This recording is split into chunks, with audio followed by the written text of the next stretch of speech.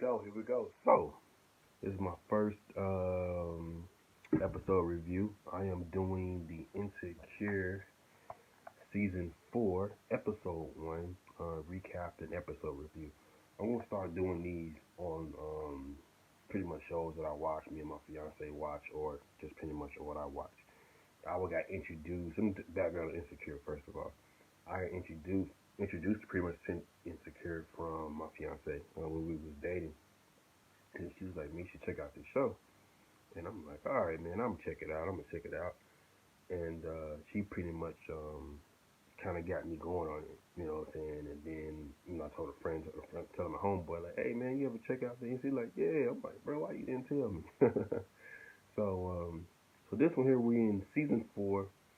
So we're gonna recap to season 3. So the end of season 3, Issa's pretty much getting her stuff together, man. She got a property manager job. She quit her old job and she wanted to do her own kind of thing. So block party she was talking about. She wanted to get that together.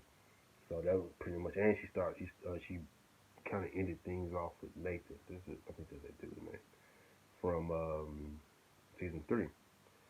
So basically, she's starting her own thing, man. It's fresh news. So the episode is called "Low Key Feeling Myself," and it's set 4 months before I see a so-called block party. So let's get into the episode. So everybody been waiting for this Insecure, man. I know a lot of people who've been crazy fans of the show, including myself. So um, like I said, me and my fiance just got done watching it, and good 30-minute episode. People want to do an hour, but you got to keep them people coming back, man. They don't understand pretty much the show business. So I'm a huge Issa Rae fan. Just to let you know. So let's start off with the episode. So the episode starts off with her and Molly, which is her friend from previous seasons. He's pretty much been best friends since they was kids. Doing a self-care Sunday, just kicking back, doing yoga and smoking some weed or something. But they were just, discussing about what she's trying to get sponsors for this pretty much block party, and she's going to do a mixer for this block party just to get sponsors and get stuff built up, for that. So it's not an easy thing to do. And Molly and her talk about, the things that she needs to do and things of that nature, and how to get that promotion and get more people signed up. Okay, next scene, they pretty much go to Molly and Andrew. Andrew was the guy that Molly was kind of slick talking to from meeting through a friend through the last. I think he's like Asian, half Asian or something like that. I don't know. Of course, Molly's black, her sister, whatever. And they are on a date. So they out there, doing a little date thing and bowling. Good date night out. You know what I'm saying? It's on the scene or whatever. And then go to the next thing. Like this episode, man, they was really smashing. They was really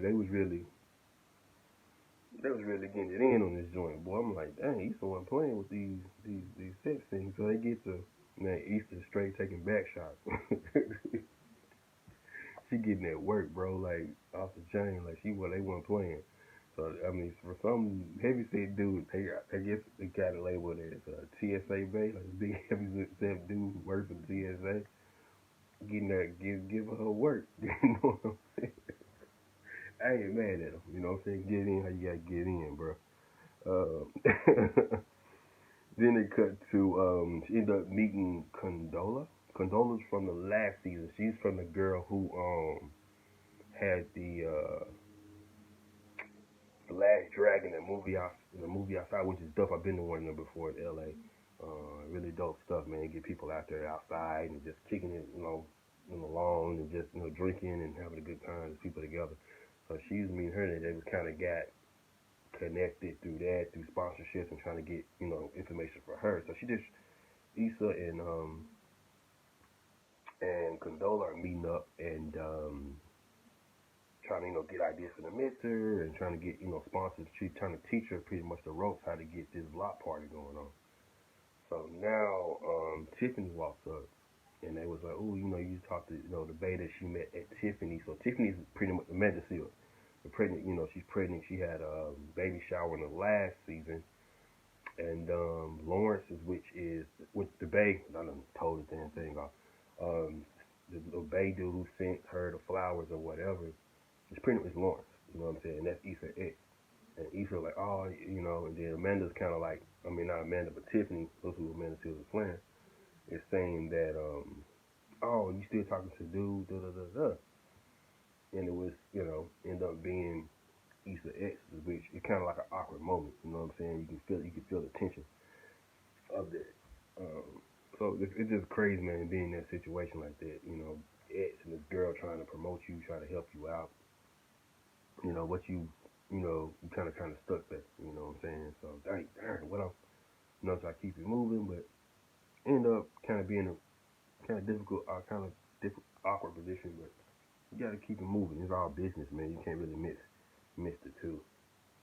So next he ended up trying to figure out like LA so small. So that's everywhere. You know what I'm saying? I feel like even here in San Diego, like I done gave this chick and met this chick and they know each other from friends or friends of a friend. So once you go to the same things, you go to the same events and the dope events and you pretty much meet the same people. And that's what she was like, LA so small. Like, yeah. If you really think that LA is small. My homeboy stayed in LA, he meets the same joints. It's the same places, so that's pretty much everywhere though. But you know, you gotta pretty much kind of, you know, as long as you get communication, you pretty much good, man. That's what a lot of people don't understand. You know, just all about communication is the key. It's definitely the key. So, Condola, you know, she pretty much goes to Lawrence's house after this. You know, Lawrence trying to set the night up. He trying to get a little nightcap in. You know what I'm saying? He set the popcorn out and the wine and the TV show they got going on. And she kind of be like, yeah, I'm working with your ex, and they've been dating for 5 years. You know what I'm saying? They kind of put you in an awkward spot. And she was like, yeah, she wanted to derange shit tonight. So he's like, dang, is it that bad? She's like, no, it ain't that bad. But you got to think about stuff, man. Women, I'm telling you, bro, it's something serious. It's definitely something serious. So basically, everything is set up for this bitch, man, that Issa trying to plan. She got it at her apartments that she pretty much work at, lives at, and said trying to get sponsors to sign up for this epic block party that she's trying to get planned. Her brother's the DJ, and just trying to get everything together. So on the way there, they showed a scene with Molly and Andrew.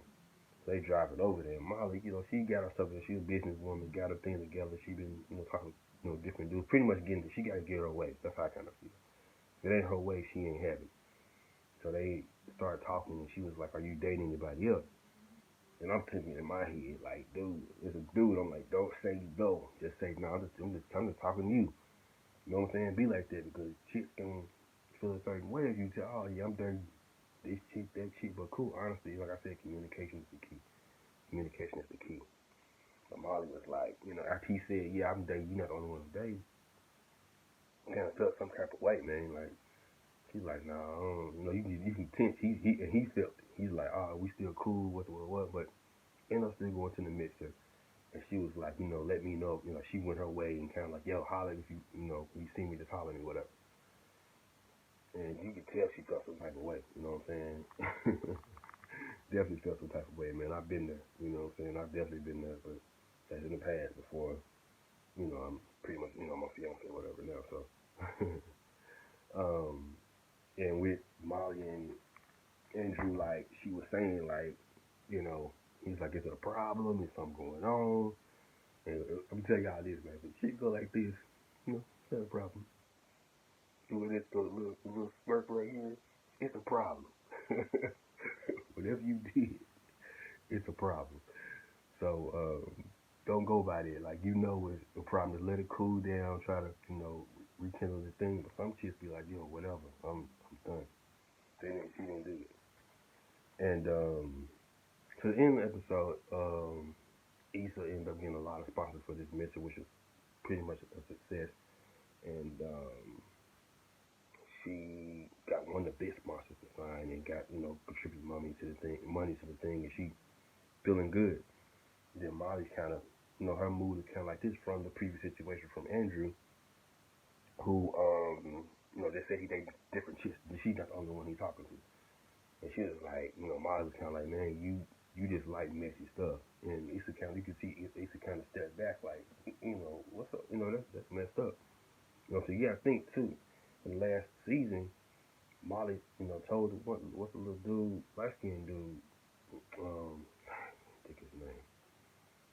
He told him like to step, before even letting Issa know, So she just kind of felt like she getting fed up. You can kind of tell like Issa getting fed up with Molly, man. Just the tension, you know.